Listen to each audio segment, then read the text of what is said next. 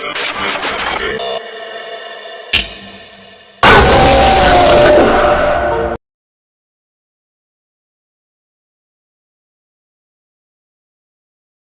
tahun 1998 di mana saat itu ibuku sedang mengalami kritis dan dirawat di sebuah rumah sakit di Bogor, ibuku mengalami pendarahan karena keguguran.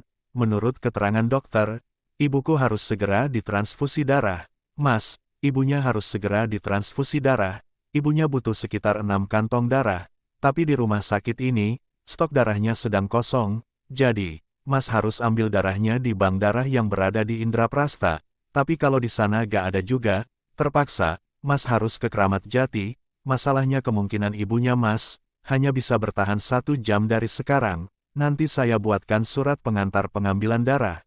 Kata dokter itu menjelaskan panjang lebar. Baik dok, hanya itu yang bisa aku jawab, karena pada saat itu saya bagai disambar petir. Setelah mendengarkan penjelasan dokter itu, aku betul-betul dilanda kebingungan dan rasa cemas. Cemas karena kondisi ibuku yang sudah tak sadarkan diri dan kritis, bingung, karena saat itu, aku sama sekali tidak memegang uang sepeser pun, belum lagi kalau sampai harus ke Kramat Jati, yang sudah bisa dipastikan waktunya tidak akan cukup, bagaimana aku bisa sampai ke bank darah dalam 1 jam, itu pun pulang pergi. Setelah mendapat surat pengantar dari dokter, aku bergegas meninggalkan rumah sakit sekitar jam 4 sore. Aku bertekad berlari hingga sampai ke bank darah tersebut. Sementara, di luar cuaca sudah sangat gelap, dan suara gemuruh geledek sudah bersahutan, tanda hujan deras dan petir akan segera turun, tapi aku tak peduli, yang ada dalam pikiranku saat itu, bagaimana caranya aku mendapatkan darah sebanyak 6 kantong dalam waktu maksimal 45 menit yang hampir mustahil aku lakukan. Jika menggunakan kendaraan saja, dari daerah Cilendek ke Indraprasta Bogor itu sekitar 30 menit, itu pun jika lalu lintas lancar. Kemudian, dari arah Cilendek Bogor, aku terus berlari secepatnya ke arah Jalan Manunggal, dan muncul di pertigaan Cimanggu. Hujan mulai turun deras disertai kilat dan petir yang saling bersahutan. Aku tidak peduli, aku terus berlari secepatnya tanpa henti, tapi baru sampai jembatan Cimanggu, arah Pondok Rumput, nafasku tidak kuat lagi untuk diajak berlari. Saat itu benar-benar tidak ada cara lain lagi sedangkan waktu terus jalan. Akhirnya aku pun nekat untuk menumpang sebuah angkot ke arah Warung Jambu. Aku berhentikan sebuah angkot, dan ketika angkot itu berhenti, "Bang, boleh minta tolong?" Saya ikut sampai Warung Jambu. Saya mau ambil darah buat ibu saya, tapi saya gak punya ongkos, melasku pada sopir angkot. "Ayo, naik aja ak, gak apa-apa kok," jawab sopirnya ramah. Di dalam angkot, aku duduk di kursi depan, di samping sopir. Angkot melaju di tengah derasnya hujan. Aku sedikit menggigil, karena badanku memang sudah basah kuyup, akan tetapi, untung tak dapat diraih, malang tak bisa dielakkan. Ketika angkot sedang melintasi rel kereta api di Pondok Rumput, sebuah motor yang lengah menabrak angkot yang aku tumpangi. Terjadilah adu mulut antara sopir angkot dan pengendara motor tersebut. "Bang, saya turun di sini aja. Terima kasih tumpangannya," kataku kepada sang sopir angkot, yang tengah adu mulut dengan pengendara motor itu. Lalu, aku pun turun. "Iya ak," jawab sang sopir. Dari Pondok Rumput, aku terpaksa berlari-lari di tengah hujan petir. Aku terus berlari secepatnya menyusuri Jalan Pemuda, hingga akhirnya aku sampai di daerah Warung Jambu, dan aku terus berlari menuju bank darah, dengan tubuh yang sudah basah kuyup dan napas yang ngos-ngosan. Akhirnya aku sampai juga di bank darah Indraprasta. Suasana begitu sepi sore itu, ketika aku masuk, dari arah berlawanan aku melihat seorang pria setengah baya menangis sambil berjalan keluar, lalu aku masuk ke dalam, kemudian mengeluarkan surat pengantar yang sudah aku lapisi kantong plastik sebelumnya agar tidak kebasahan ketika hujan. Dengan rasa lelah dan detak jantung yang tak beraturan, aku hampiri sebuah tempat yang mirip sebuah loket. "Mbak, saya mau ambil darah golongan AB 6 kantong. Ini surat pengantarnya," ucapku dengan gemetar menahan dingin dan cemas. "Sebentar ya mas, saya cek dulu suratnya," ucap seorang penjaga wanita dari dalam loket sambil mengambil surat dariku.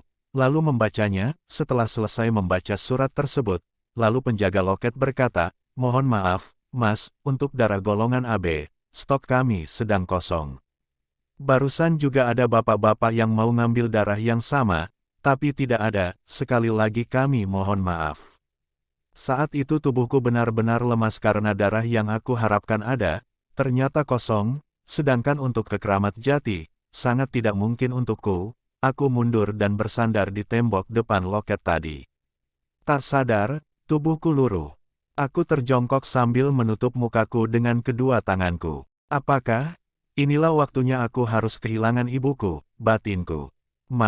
Maafin aku. Aku tidak berguna, aku tidak berhasil, ucapku pada diri sendiri sambil menangis.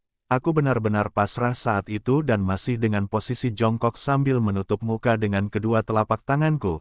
Tapi tiba-tiba ada suara dari sebelah kanan yang menyahutku. Mas, kenapa nangis? Aku terkejut, lalu aku menoleh ke arahnya. Terlihatlah seorang lelaki sekitar umur 40 tahunan. Beliau terlihat tersenyum dan mukanya benar-benar bersih. Saya mau ngambil darah Pak, tapi darahnya gak ada, jawabku sambil tetap terisak.